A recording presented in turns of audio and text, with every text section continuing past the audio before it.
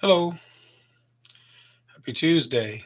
It is time for uh, the devotional. And so I just welcome you here today in Nova Scotia. It's a sunny day. You can probably see the more light flooding into my office here.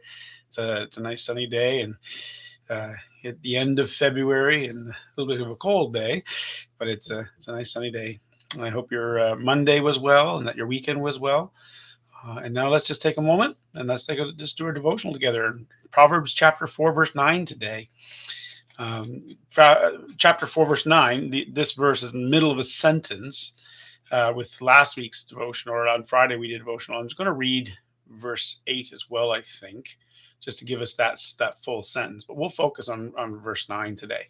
So let's just take a look at it. So Proverbs chapter 4, verse 8 says, prize her, referring to wisdom, says, prize her and she will exalt you. She will honor you if you embrace her. And then verse 9 says, she will place on your head a garland of grace. She will present you with a crown of beauty. So the two verses, of course, there's a conditional in the first verse there that you need to prize her and embrace her. But then both verses make this reference to the response, the result of that. And in verse 9 here in particular, it's saying how, she, wisdom, she will place on your head a garland of grace. So the garland of grace, it's kind of ancient idea of the garland being like a wreath or something that was placed on like a decoration on a head in order to place honor on someone to say how they're important in some way or they've achieved something. Or if you think about it, like even in the old ancient Olympic games, if you won the competition, then they put a garland on your head just to crown you, as it were, not with a king's crown because that wouldn't have been allowed, but with a crown of achievement. And so it's kind of like that you've achieved this grace. And so it's a garland on your head, or the crown of beauty. So once again, that poetry, similar kind of idea is just repeated, right? A garland of grace or a crown of beauty, which is more like a king's crown, something that is regal and majestic, and it's on your head and it's beautiful and it makes you look more beautiful and so on. And that's the idea here, is saying that, if you prize and honor God and his wisdom and as we've been saying through all this, there's a strong implication that wisdom and the moral code of God go together. And so you prize God's ways, then it will be for you something to be proud about, something to feel good about yourself, right? A garland of grace, a crown of beauty. You can feel good about yourself because, hey, I'm on this, and this is a good path, and I'm on this path. We're not talking about arrogance, of course. That's actually comes from the other thing we'll talk about in a minute. But we're talking about just a good sense of, well, you might use the word self-esteem, but an estimate of yourself that's good, or just simply feeling right and good. And hey, I got something to be proud about here. I've done well. So that's the idea. Not self-righteousness either. Righteousness because it's God. So that's the idea of this verse. So let's do our 4 questions and delve a little deeper.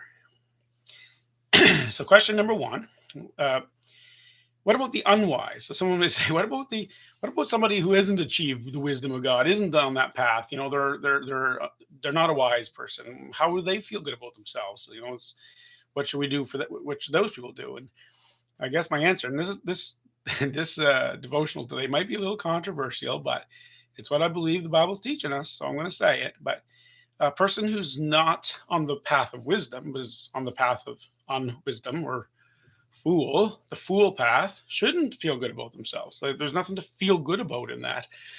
Um, a lot of our culture today says everybody needs to feel good about themselves. And well, ultimately, we'd like everyone to feel good about themselves, but it shouldn't just be automatic. There's got to be some reason, something good to feel good about, something that would make you go, yeah, I'm right. I'm where I should be. I'm in a good spot. But if we get this idea that, okay, the wise can feel good about being wise and the fool can feel good about being a fool, really? I don't think so. I think we should realize that there is something to attain to. We're not saying they need to hate themselves. We certainly don't want anybody to hate themselves, but you need to attain to the level of honor. Honor isn't something that should be automatic. Honor should be the response, something that's earned, that you attain to it, you go to it, and so yeah, you've become wise, and that's something to be proud about, or But if you decide to not be wise and you decide to be a fool, I just don't see why someone should be proud of being a fool. Well, something to think about there, I guess. And question two, isn't it kind of mean to look at things this way? Some people would say that just sounds mean and bad spirited. And I would say no, it's not.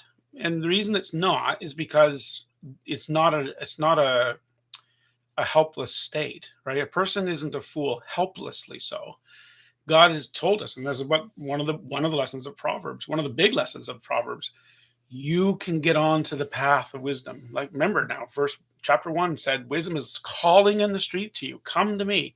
And repeatedly in these first 6 or 7 chapters of Proverbs, it will repeatedly use this idea: come to wisdom, join wisdom, pursue wisdom, embrace wisdom, prize wisdom. Over and over again, Proverbs is saying to us, this is achievable. Go for it. Like pursue her. It's not something that you're going to fully become a master of wisdom overnight, but no one can have the excuse of, I'm a fool by nature and there's nothing I can do about it. We are all fools by nature, but there is something we can do about it. We can all grow in wisdom, and that's what God calls us to. And so he reveals the wise path to us and calls us to the wise path. So it's not mean to say that we shouldn't praise a fool for being a fool. Instead, we should encourage the fool. We shouldn't be mean to him, but we should encourage him to become wise.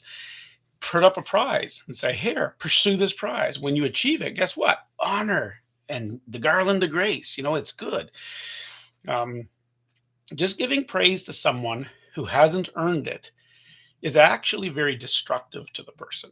And this may be a little counterintuitive, but when you tell someone that they're really praiseworthy just for existing, then you start to create someone who's really entitled and arrogant. Now, if you want to get an image of that in your head, what that might be like, think about all the movies or stories you've read, or just the history you've read of some prince who's born in the fourth generation of a dynasty, and his father and his grandfather and his great grandfather were all king, and now he's going to be king. And why? Because he was born.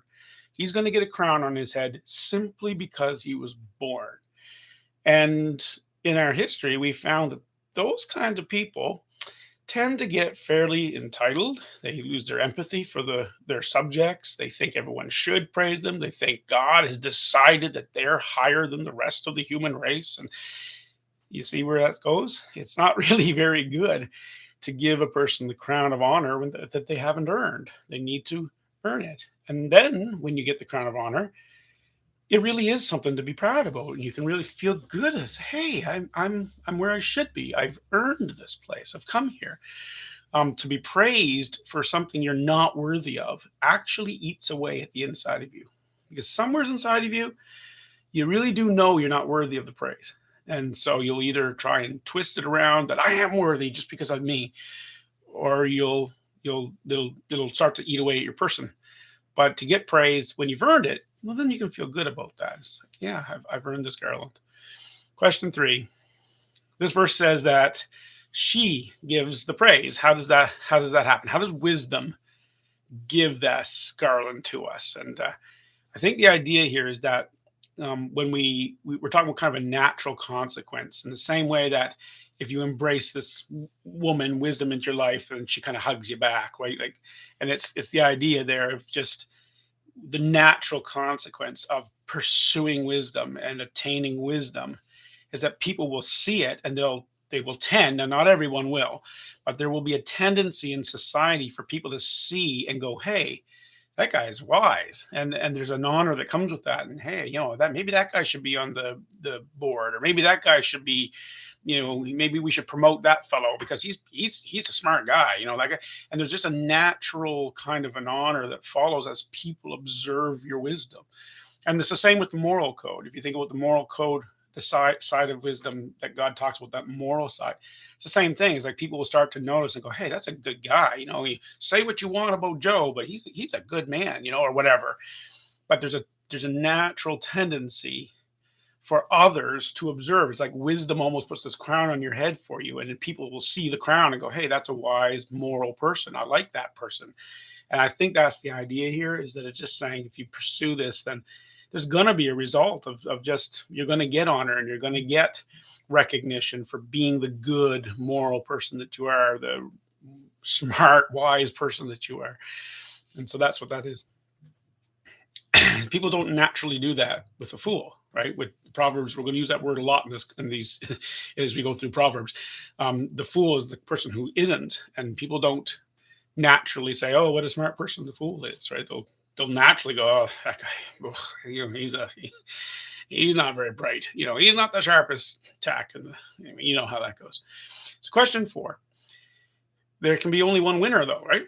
So how does this apply? So if you think about the garland as the achievement, the Olympic achievement of winning the race or whatever, or the king, only one person gets to be king. And if we think that way and we think about wisdom as that, then I think we stretch the idea, the image a little too far, because the image isn't meant to make us think that there's only one person in the world that achieves the garland. The idea is that everyone who comes to wisdom and prizes her, she will place this garland in her head. So it's more along the lines of like we might think of a marathon in our day, right? It's not about who wins the marathon, it's about who achieves it, who gets through it. Wow, good for you. You ran the Boston Marathon. Did you get all the way through? Yeah. Well, how was your time? Well, it was good. It was 2 minutes shorter than the last time I ran it, or however many minutes. I don't run marathons. Maybe it's seconds. I don't know. Whatever it is. But we compete more against ourselves, right? Like in those kinds of things. And that's what this is about. With wisdom, we compete against ourselves. We don't compete against others. I want to be more wise than you, or more moral than you, or anything like that. It's like God's glory is the goal, and I want to move towards him, and I want to be pleasing in his eyes, and I want to increase in wisdom. And so it's not really a race, it's a path, right? And so the winner is anybody who just walks the path. You are a winner. And as you walk the path, you get the garland because you're growing in wisdom. There's a non-biblical proverb, something to the effect of I became wise when I realized how much I don't know, or something like that. And it's like that. It's like the wise people are the ones that are realizing how much they need to be pursuing wisdom, and that's the wisdom. That's it. So yeah, compete with yourself, not with everyone else. So for you today, the question for you today is: are you trying to be praised in life? If you just honestly look at your own life, and just between you and God, but if you look at your own life, are you hoping that people will praise you just because you exist? Or are you trying to pursue a godly life, and then just let it happen naturally? We can be affirmation junkies in our generation, can't we? We can love for everyone to praise us, but if we're trying to get that just to have it, then maybe we just need to think, well, you know what? I want to prize wisdom instead of just affirmation. And then I'll get the affirmation. It'll just come. It'll naturally follow. God, help us to do it. Help us to do this in our own lives. In Jesus' name. Have a good day. God willing, I'll be back tomorrow. We'll be starting verse 10. Verse 10 goes into a new subsection of the chapter. These first 9 verses were the first one. So we start a new subsection tomorrow. Have a great day. We'll see you then.